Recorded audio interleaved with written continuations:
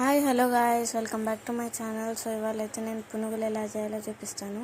So first అయితే మీరు ఇడ్లీ పిండి ఉంటుంది కదా, దాన్ని ఇడ్లీ రవ్వ ఇడ్లీది దాంట్లో ఒక బౌల్ మైదా వేసుకోవాలి. సో దాన్ని బాగా మిక్స్ చేయాలి. ఆ మైదా అంతా దాంట్లో మిక్స్ అయిపోవాలి. ఈ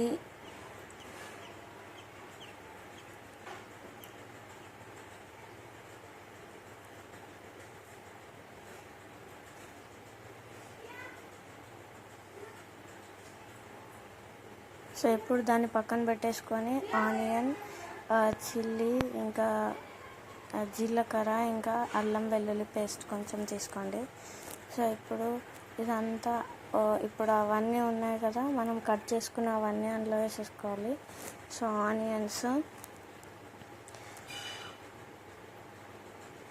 ఆనియన్స్ ఎక్కువ ఉంటే కొంచెం టేస్ట్ ఎక్కువ వస్తుంది. ఆనియన్స్, చిల్లీస్, మరి కొంచెం మనం తీసి పెట్టుకున్న జీలకర్ర కొంచెం వేసేసుకొని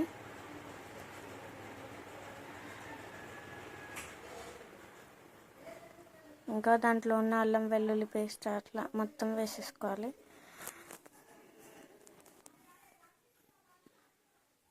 దాన్ని అంతా వేసేసుకున్న తర్వాత సో ఈ మిక్చర్లో ఇంకొంచెం సాల్ట్, ఇంకా కొంచెం 1 టీ స్పూన్ అంతా చిల్లీ పౌడర్ వేసుకోవాలి. సో దీన్ని బాగా మిక్స్ చేసుకోండి. అక్కడ కారం అయితే అందులో కలిసిపోవాలి. సో ఇందులో నేను కొంచెం కొరియాండర్ కూడా వేసుకుంటున్నాను.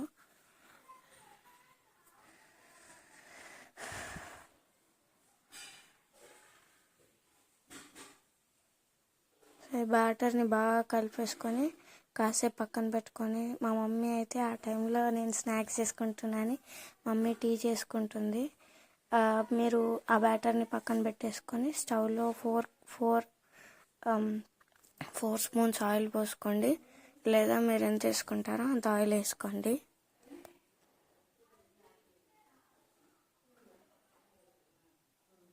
సో మీ ప్లేట్కి అయితే టిష్యూ పెట్టేసుకోండి, ఎందుకంటే ఆయిల్లో డీప్ ఫ్రై చేస్తున్నాం కాబట్టి కొంచెం ఆయిల్ ఎక్కువ పడుతుంది. అండ్ ఇప్పుడు హ్యాండ్స్ మంచిగా వాష్ చేసుకొని నూనె బాగా వేడైన తర్వాత అందులో ఇవి చిన్న చిన్న బజ్జీలాగా వేసేసుకోండి.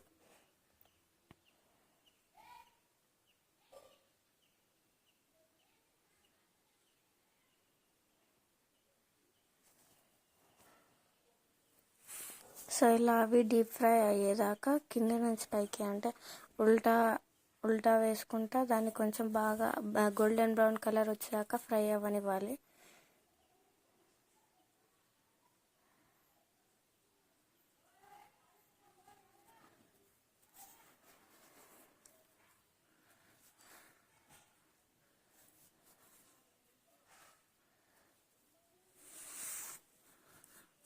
మీరు స్టవ్ని హైలో పెట్టుకుంటే అది తొందరగా వేడవుతుంది, ఆయిల్ కూడా ఎక్కువ పట్టుకోదు. సో మీ దగ్గర ఇప్పుడు లాస్ట్ కేచప్ ఉంటే కేచప్, లేకపోతే చట్నీ ఉంటే చట్నీ.